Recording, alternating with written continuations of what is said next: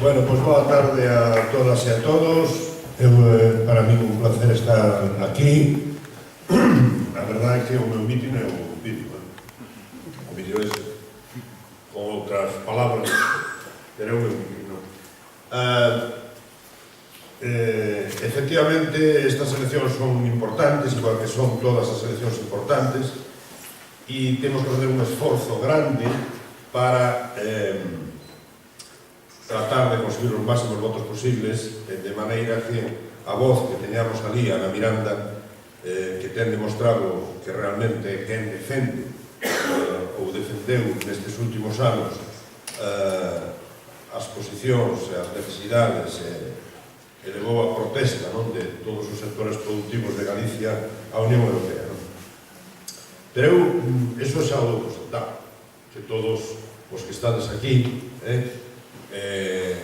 acreditades no BNG, acreditades que o BNG é a única forza política que estea onde estea, sea nos concellos, sexa na Xunta, sexa no Goberno do Estado ou no Goberno do Estado gallar, no Parlamento do Estado ou na Unión Europea vai a defender os intereses dos galegos e das galegas. Pero hoxe gustaría máis falar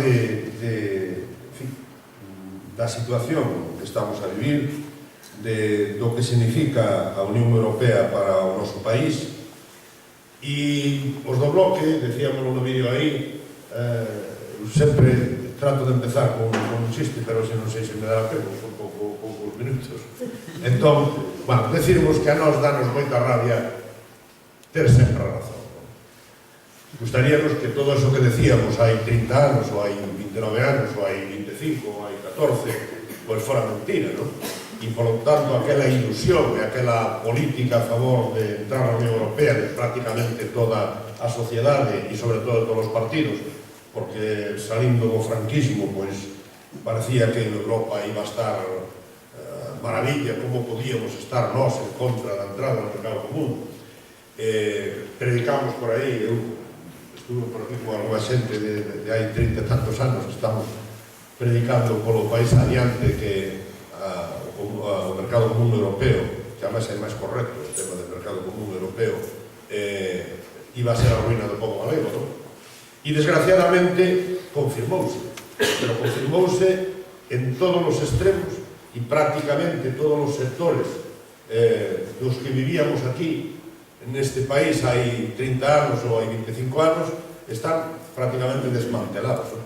E a situación actual na que estamos é que estamos perdendo población, a población está avellentada, temos unha natalidade baixísima, se está abandonando as explotacións agrarias, o rural está abandonado e o emprego cada vez é menor e a xente nova, que ademais temos unha xeración de xente nova absolutamente formada, formadísima, resulta que non lle queda máis salida que emigrar, e ainda por emigrar novas condicións, eu creo que incluso peores que as que se emigraba antes, non? Porque antes emigraba a xente e ainda facía un petiño, non?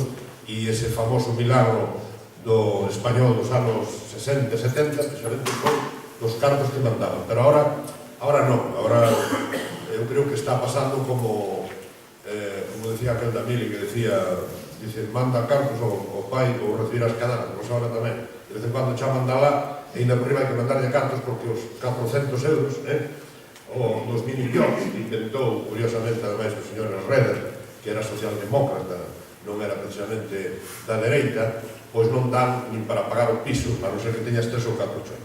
Bueno, isto é o que é real, non?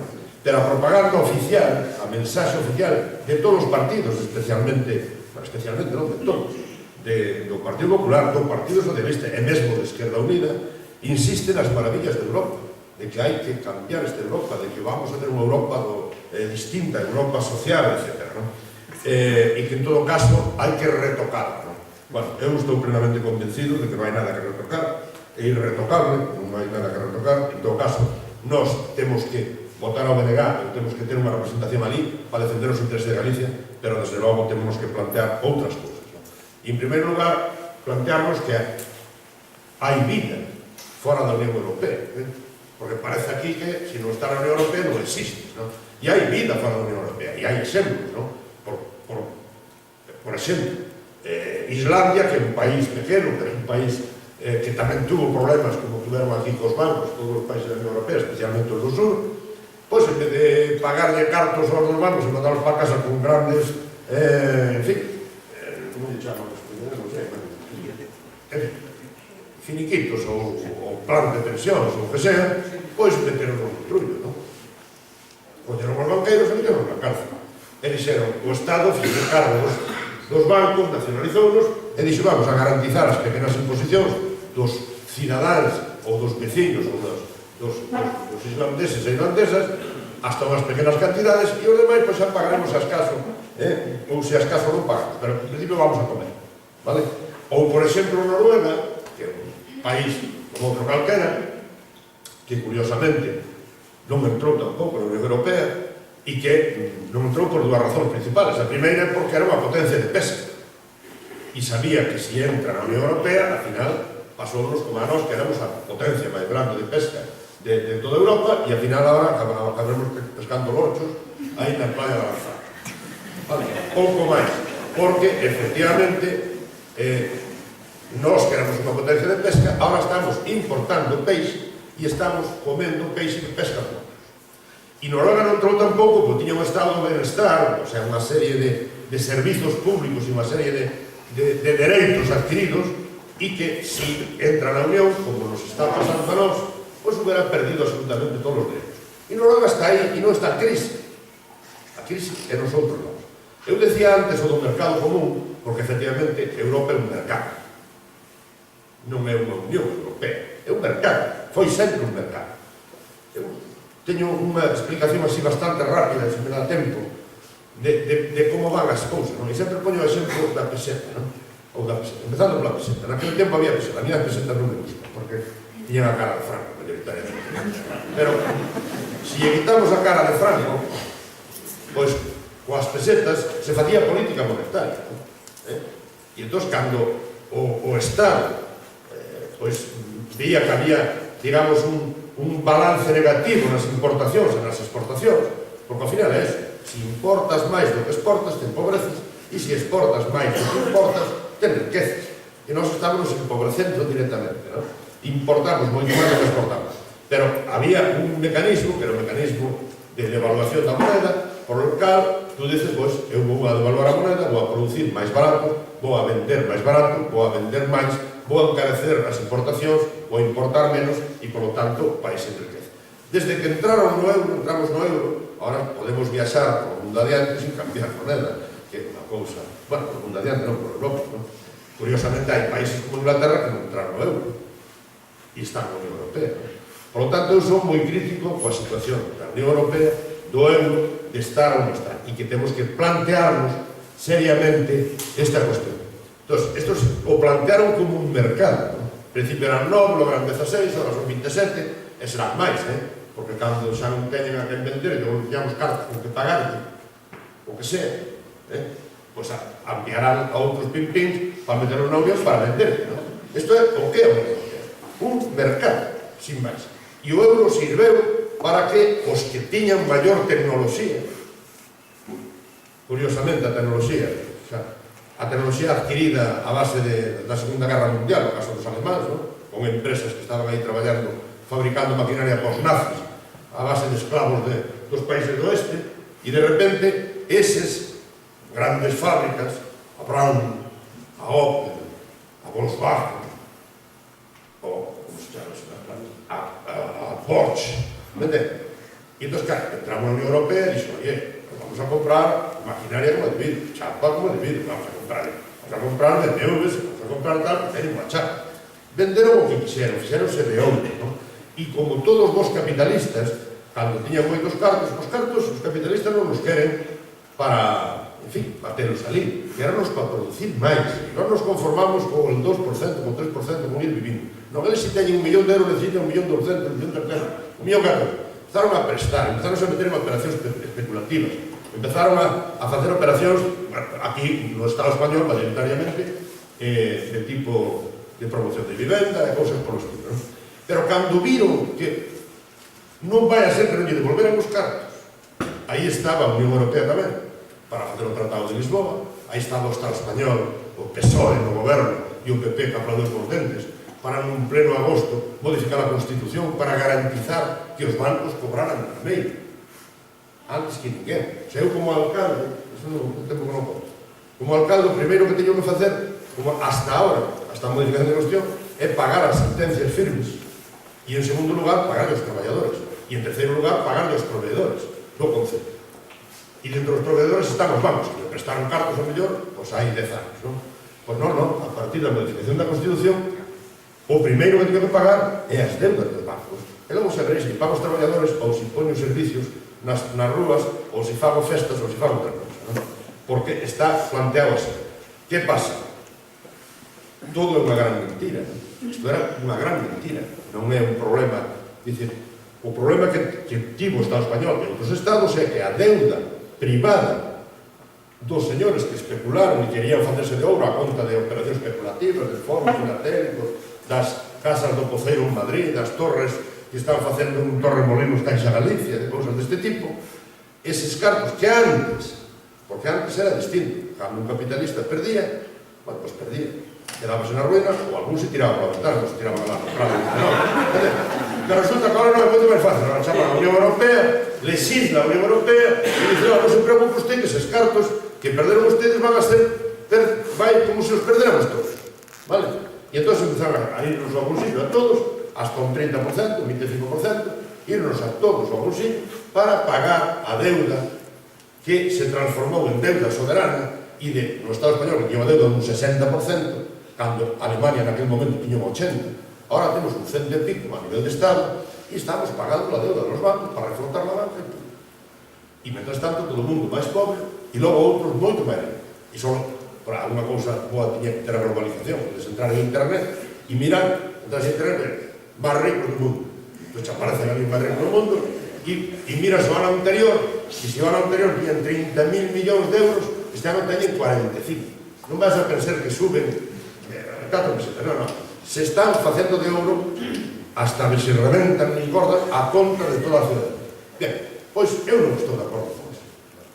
Eu non estou de acordo con eso. E eu, unha das cousas que estamos, que o Benega está transmitindo, é que tenemos que plantearnos seriamente, pois estar no euro, estar na Unión, porque é que se houbera algo bo nesto, dices, oiga, pois eu vexo, pero non hai ningún sector, vos me diredes que sector saleu beneficiado.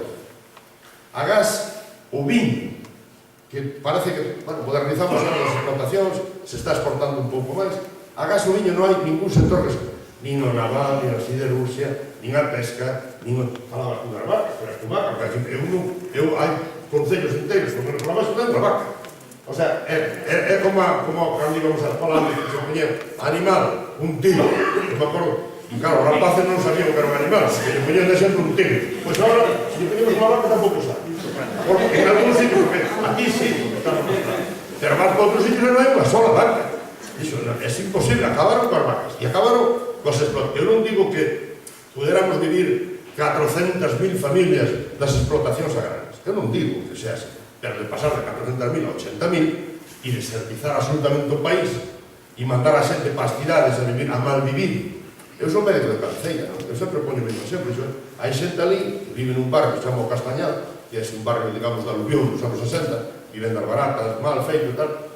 E claro, tu ves xente de Ponte Caldelas, de arriba da Lama, de Forcarei. E claro, esta xente estaba vivindo coas súas 4 vacas, 5 vacas, vendía o xato, vendía leite, falaba cabeciña, entendes? Limpiaba a finca, mantiña aquilo e tal, e agora está tomando antidepresivos no Castañal. Vai ao médico que lle antidepresivos, porque, bueno, ahora se levan máis a aldea, non? Porque antes se non levan, ahora levan máis a aldea porque hai que ir a outra vez a lá, porque hai que traer cousas, porque non se vive se non se traen cousas da aldea, non? Pero é o único positivo que ten isto da crise, non? A xente ainda vai algo máis. Pero sistemáticamente un mercado, non? Entón, están vendéndonos absolutamente todo. Si sodes conscientes deso, si vos parades a pensar cando salides un día a comprar por aí, a ver que cousas comprades que se produzan aquí ou lá. Vale?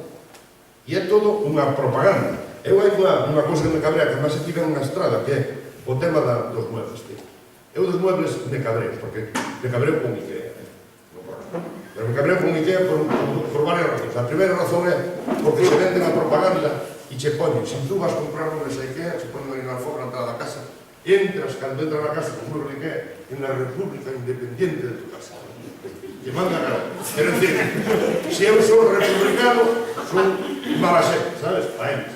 Ou para a oficialidade. Se son independentista, moito máis, onde vas a parar? Pero se compras muebles de Ikea, pode ser republicano e independentista. E se compras...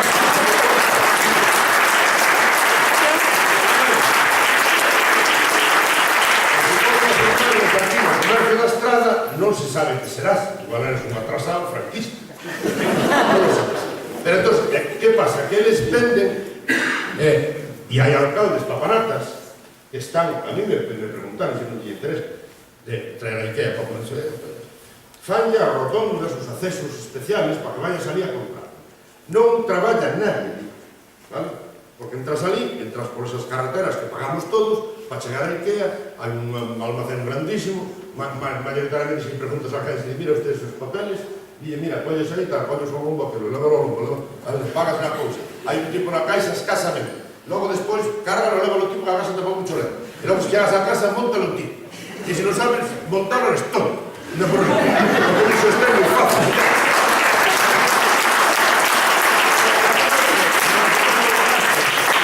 O gracioso do caso é, eu teño unha copia, un error que cometí por obligación. E todos os anos teño que desmontar a cómoda, tía, porque a cómoda esa ten un piso que é como a papel de fumar, como un folio destes, e lle posto 5 toallas e caiche o piso. Entón cai o caixón da baixo, entón non abre ningún. Entón hai que sacar todo o tres papelón para que se volva a cair. Total, claro, é que iso é estupendo, non? Porque vamos a Ikea, ya somos republicanos independientes, e además, se non compramos en media máis os tontos, que é increíble, como poden decir semejante cousa, non? Pero se tú compras un electrodoméstico na tenda da esquina, pois resulta que eres tonto e se vas a media mano. Entón, é absolutamente a globalización, que claro, o problema é despois de que traballas ti para comprar en Ikea, ou en Carrefour, ou en el Corte Inglés, ou nas outras, ou na que sea, é que traballas, non? Porque claro, se un señor se dedicaba a ebanista e traballaba e vendía un mueble cojonudo de madeira, de pino, do carballo, do que fora, que duraba toda a vida, pero agora tampouco traballa dese, acabará. Pois o que facía mueble de pino vai a comprar a Carrefour e o que compraba a Carrefour vai a comprar a Ikea. Dixe, o problema é que están controlando de tal maneira o mercado e cerran todos os circuitos polos cales se pode xenerar actividade económica neste país. E ao final isto é unha desgracia, non? Entón, claro, a mí me preocupa. O problema non é esta crisis ou eu non me creo nada desta crisis. O Mariano dixo outro día que xa estamos salindo da crisis e que, ademais, España é o segundo país que máis traballo xenera despois de Alemania. E de repente, vamos a ir a Pontevedra, nos cerra Construccións Crespo, da FISA, unha empresa de marín que estaba nos barcos para arriba, Diario Santa Cruz, del nuestro eterno candidato del señor Telmo Martín, o diputado máis rico do mundo, digo, do Parlamento. Pero, entón, todos son 200, 300 traballadores, que claro, eses 200, 300 traballadores, que lle pasa? Que claro, acaban ao paro, acabanse o paro tamén, e entón, familias enteiras, sen ter uns ingresos, que non compran, que non gastan, que non consumen, que non arreglan unha ventana, que non poñen unha cortina, cerramos o comercio, pechamos o tenderete e marchamos del palma. Bueno, esta é a situación. Por lo tanto, eu, sinceramente, non lle vexo ventaxa ninguna a isto de estar na Unión Europea. E logo pasamos a outra cuestión. E a outra cuestión é que este país é un país rico. Eu non creo que faga falta que vos conte que este é un país rico, non? Porque sabedelo perfectamente. Sabedes perfectamente que aquí se meten calquera cosa e salen as ervas nas catedrales. Si cerras unha carretera, sale o alcacero, a carretera, o cemento. Iso é increíble, que hai xente que vive por aí por outra parte deste país, non? Xa se sale do Padronelo para lá, sales do Padronelo para lá, e eu que salgo do Padronelo para lá, digo, oiga, isto é un país rico, isto, tío. Pero se non hai máis cousa seca, ali, con seco, como carabullo, oiga, isto como va a ser isto máis rico que isto? Estou deseando vir de volta. Estou deseando vir de volta, a ver se chego aí a A Vilabella, antes se va a Gudiña, ahora deixaron que hai un sitio mellor aí que... Bueno, xa estuve en Vilabella, uns churrascos. En vaca, non me jodas, parece que se respira, de outra maneira. Entón, a mí non me convence nadie de que este non é un país rico. Bien, entón, se este é un país rico, e resulta que non salimos dela, pois algo fallará aquí. Algo está fallando, non? Digo que fallará algo. Porque se nós podemos producir, e podemos producir o que nos dé a gana, nos salen ervas en todos os lados, podemos ter vacas, podemos ter 5, 15, 20 ou 30, pues podemos ter carga, podemos ter todo tipo de animales. Alguns xa que ni para que llevan de piñera. Porque ahora xa temos animales que, joder, bisons, e non se sabe, hasta boas tamén nas cidades temos de todo. Pero se dá de todo. Entón, cal é o problema? Que non nos deixan producir. Se pescaría de todo, tampouco nos deixan producir. Somos xente traballadora, indiscutiblemente. Que ten iniciativa, indiscutiblemente. Formada, indiscutiblemente. Aforradora, indiscutiblemente. E está pasando que se está marchando. O outro día casei a 2 rapaces. Bueno, que sean moitos, pero estes 2 especialmente porque eran 2 tíos normales, investigadores, que traballaban na Misión Biológica de Galicia e eran un chollo en California. Entón se marchan 3 anos para California, non creo que volven, porque ademais, isto non son tontos, os americanos, os ingleses, os alemáns, cando ven xente que ten nivel e que está facendo cousas, non nos deixan bien nin locos, los enganchan como poden e a mulleres, ese a muller que paga algo máis, non? Pero estes señores van a estar producindo ali cousas que logo nos van a vender eles a nós. E, por lo tanto, todo ese valor engadido estamos perdendo. Nos estamos perdendo a xeneración máis formada deste país. Igual que hai xente que decía, bueno, pasa, por exemplo, nos países, hai algúns países que están mal e que daban os nenos en adopción, pero cando un país está ben, automáticamente corta as adopcións, porque dar en adopción ao futuro, iso non é. Pois non é como se estuéramos dando en adopción a gran parte de todo este sector, ou de todos estes xoves que temos, que estamos falando de 100.000 nos últimos anos. 100.000 personas. Por lo tanto, eu creo que isto hai que cambiarlo. Que non queda outra que cambiarlo. Para mí, o sea, a pregunta, porque tú vas a decir, ay, a mí xa ni se me ocurre que nadie pueda votar al PP, al PSOE, o a la izquierda unida. Es que eso ya no me pasa por la cabeza. Me pasa por la cabeza que hai que defenderonos. E temos que defenderonos, e temos que defenderlo todos, ademais. E eu creo que ademais é posible. Quero dicir que, oye, aquí anda Chao, como se chama?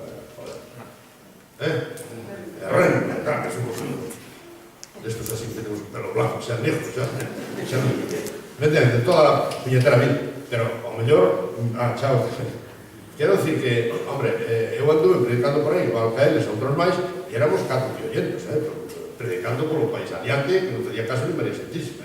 Bueno, non decíamos aquelo que andábamos por la brena para adiante, digo, iban os comunistas, nos iban a levar as vacas, e mira tú por donde as vacas les pongas, non digo, non te.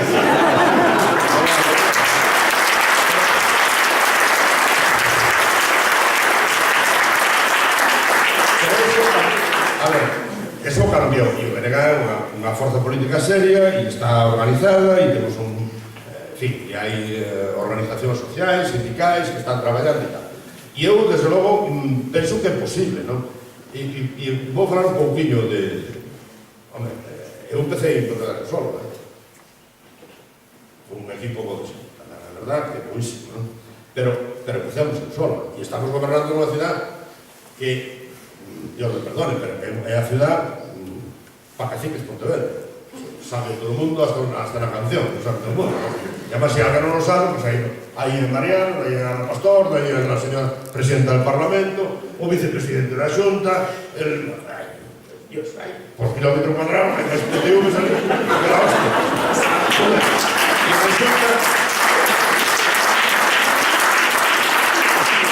resulta que é posible, non? É posible. E os cidadáns galegos somos como outros cidadáns calqueras, e decía Castelao, hai que ter confianza no povo e vou ter confianza. Por lo tanto, é posible todo isto.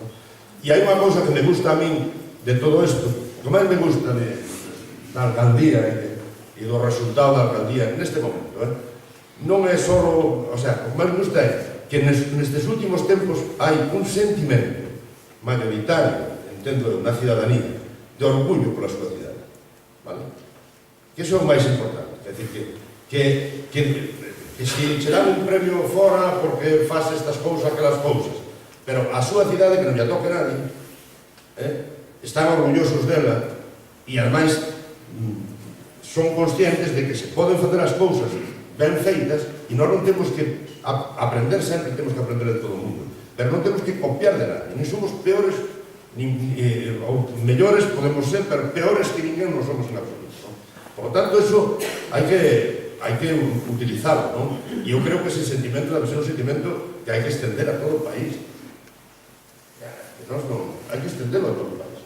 E se acaba, e extenderlo a todo o país e con confianza, e temos todos que traballar e loitar por conseguir as cousas, porque ao final, claro, eu non quero, e vos tampouco, non? Pero que o día de mañán se nos diga, oye, que fixemos porque este país non fora o tacho?